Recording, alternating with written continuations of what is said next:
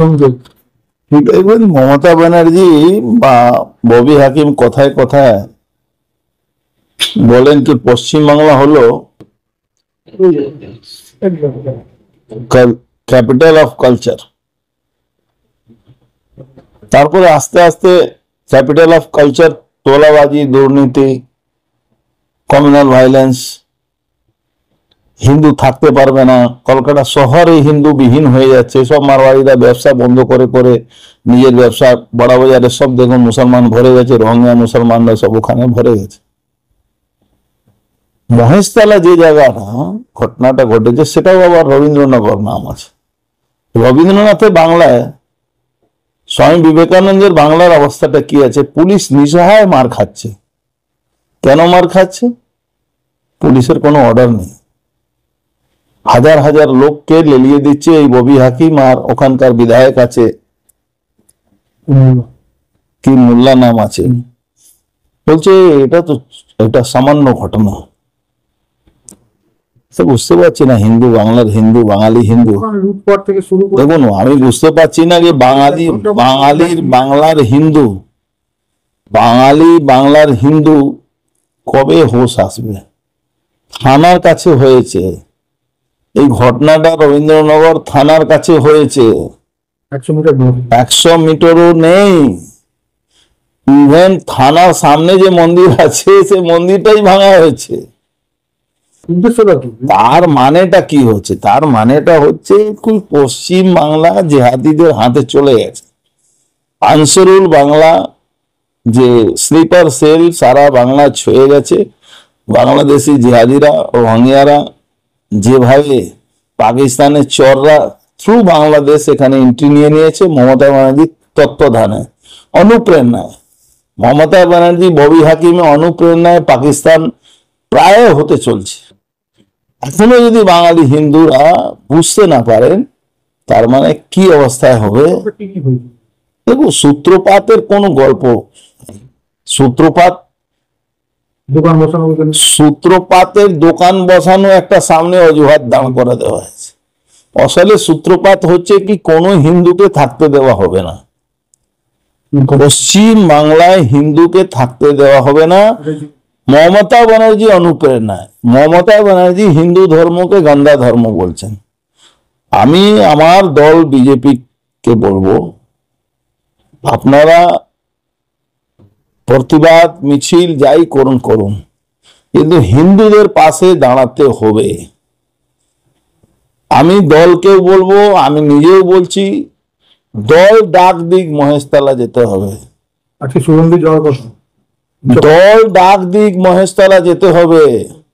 আর যদি দল না ডাকে তাহলে বলুন আমরা প্রশিক্ষিত সৈনিক আছি। এই কমিউনাল ভাইলেন্স অনেক আমরা তার প্রতিবাদ করেছি, লড়াই করেছি। কমিউনাল ভাইলেন্স কি করে ঠান্ডা করতে হয় অর্জুন সিং ভালো করে জানে। তার ইতিহাস আজ থেকে না 1951 সাল থেকে এই এলাকার মানুষ জানে আমাদের ইতিহাস। তো এই কমিউনাল ভাইলেন্স যারা জিহাদি মুসলমানরা যারা লুঙ্গি আর টুপি পরে দাঙ্গা করছে, এরা সব কাপুরুষ। এদেরকে কিভাবে তাড়াতে হয় এখান থেকে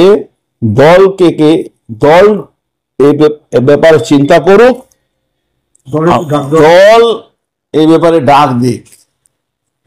নালে হিন্দুকে বাঁচাবার জন্য অর্জুন সিংকে যেতেই হবে ওখানে। সমস্ত হিন্দু ভাইদেরকে হিন্দুদের পাশে দাঁড়ানো দরকার আছে, মুখে না, সব রসদ দিয়ে তাদের পাশে দাঁড়ানো দরকার।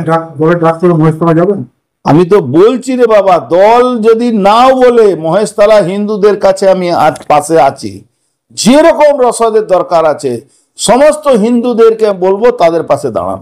আমি তো আছি। আর আমি তো এটাও বললাম কি দাঙ্গা কিভাবে ঠান্ডা করতে হয় আমার থেকে ভালো কেউ জানে না। এই পুলিশকে বলুন আমার থেকে ট্রেনিং নেই, এরা কোনোদিন দাঙ্গা ঠান্ডা করতে পারে না। এই কাপুরুষদেরকে না মারলে দাঙ্গার জীবনে ঠান্ডা হবে। আমি ওপেন চ্যালেঞ্জ করছি, এখানে ঘোরাবার কি আছে? মমতা ব্যানার্জিকে চ্যালেঞ্জ করছি, উনি পারবেন না দাঙ্গা টাকাতে। কেন? উনার স্বার্থ আছে ভোটের, আমার কোনো স্বার্থ নেই, আমি হিন্দুদেরকে বাঁচাবার জন্য বলছি। আমি হিন্দুদেরকে বাঁচাবার জন্য বললাম, মুর্শিদাবাদে দেখলেন তো কিভাবে ঠান্ডা হলো মুর্শিদাবাদ। এখনো বলছি মহেশতলাও ঠান্ডা হয়ে যাবে।